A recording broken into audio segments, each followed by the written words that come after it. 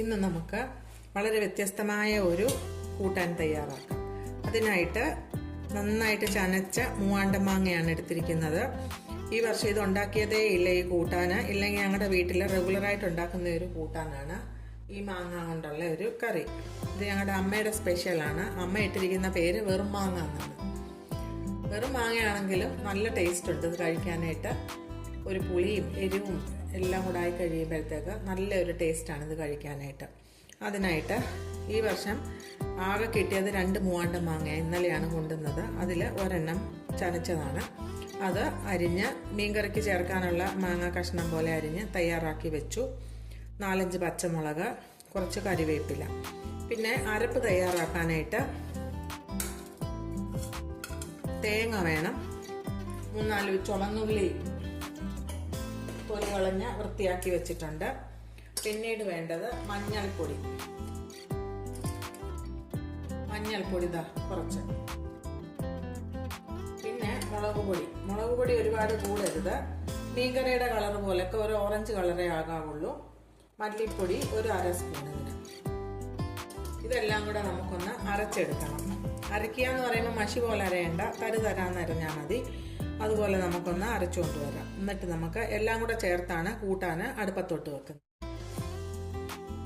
നമ്മുടെ അരപ്പ് തയ്യാറായി. ഇതാ കണ്ടോ, നന്നായിട്ട് അരഞ്ഞിട്ടില്ല, തരാന്ന് അരഞ്ഞിട്ടുണ്ട്. അത് നമുക്കൊരു ചട്ടിയിലോട്ടിടാം.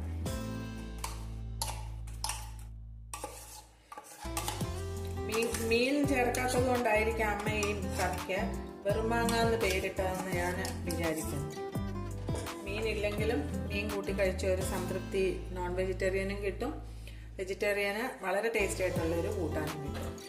ഇനി ഇതിലേക്ക് നമുക്ക് കറിവേപ്പില, പച്ചമുളക്, മാങ്ങ ഇട്ട് കൊടുക്കാം. ആവശ്യത്തിനുള്ള ഉപ്പിട്ട് കൊടുക്കാം.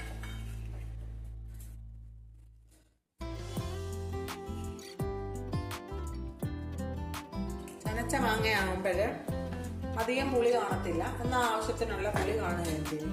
ഇനി ഇതെല്ലാം കൂടെ ഒന്ന് ഇളക്കിയിട്ട് നമുക്ക് തേങ്ങ അരച്ച മിക്സിയുടെ ജാറിൽ കുറച്ച് വെള്ളം ഒഴിച്ച് അതൊന്ന് എല്ലാ മസാലയും ഒന്ന് കഴുകി വൃത്തിയാക്കിയെടുത്ത് ഈ കൂട്ടാനിലോട്ട് നമുക്ക് ചേർത്ത് കൊടുക്കാം.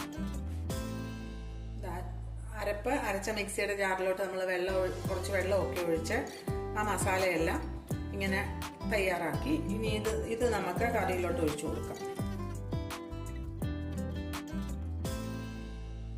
ഒരുപാട് വെള്ളം ഒഴിച്ചു കഴിഞ്ഞ് കഴിഞ്ഞാൽ മൂവാണ്ട മാങ്ങയാകുമ്പോൾ വേവ് കുറവാണ്, അളിഞ്ഞു പോകും. കഷ്ണമായിട്ട് കിടക്കുകയും വേണം, എന്നാൽ കറി വേകുകയും വേണം. ആ പരുവത്തിലായിരിക്കണം നമ്മൾ ചേർത്ത് കൊടുക്കുന്നത്. ഇനി ഇത് നമുക്ക് ഗ്യാസ് ഓൺ ചെയ്ത് വെന്ത് ചാറ് കുറുകി വരുന്നത് വരെ വെയിറ്റ് ചെയ്യാം. നമ്മുടെ കൂട്ടാന് നന്നായിട്ട് തിളച്ചു. നമുക്കിനി ഇതൊന്ന് അടച്ച് ഹൈ ഫ്ലെയിമിൽ നിന്ന് മീഡിയം ഫ്ലെയിമിലോട്ട് മാറ്റി ഒരു 3-4 മിനിറ്റ് കഴിഞ്ഞ് കറി കുറുകി പാകമാകുമ്പോൾ നമുക്ക് കാണാം. ഇപ്പോൾ ഏകദേശം ഒരു 3-4 മിനിറ്റ് കഴിഞ്ഞു. നമുക്കൊന്ന് തുറന്നു നോക്കാം. ചാറൊക്കെ കുറുകി കറി നല്ല പാകമായിട്ടിരിക്കുന്നു. മാങ്ങായും വെന്തിട്ടുണ്ട്, കളറും നല്ലതാണ്. ഇനി അതിൻ്റെ ഉപ്പൊന്ന് നോക്കട്ടെ.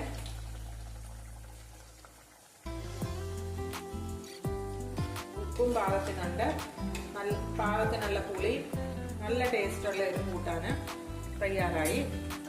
നമുക്കിനി ഗ്യാസ് അങ്ങ് ഓഫ് ചെയ്യാം. ഇതിന്റെ മുകളിലേക്ക് 1 സ്പൂൺ വെളിച്ചെണ്ണ നമുക്ക് ഒഴിച്ചു കൊടുക്കാം.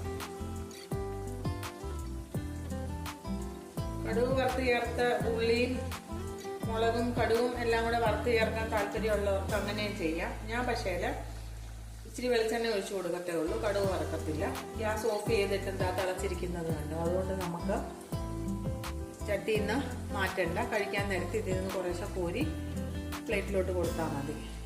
വളരെ സ്വാദുള്ള ഒരു കൂട്ടാനാണ്. എല്ലാവരും മൂവാണ്ടമാങ്ങ കിട്ടുകയാണെങ്കിൽ മൂവാണ്ടമാങ്ങ വെച്ച് തന്നെ തയ്യാറാക്കുക. ഇല്ലെങ്കിൽ അധികം പുളിയില്ലാത്ത എന്നാൽ സാമാന്യം പുളിയുള്ള ചനച്ച മാങ്ങ കൊണ്ട് ഈ ഒരു കൂട്ടാൻ ഉണ്ടാക്കി നോക്കുക. വളരെ സ്വാദിഷ്ടമുള്ള ഒരു കറിയാണ്. എല്ലാവർക്കും തീർച്ചയായിട്ടും ഇഷ്ടപ്പെടും.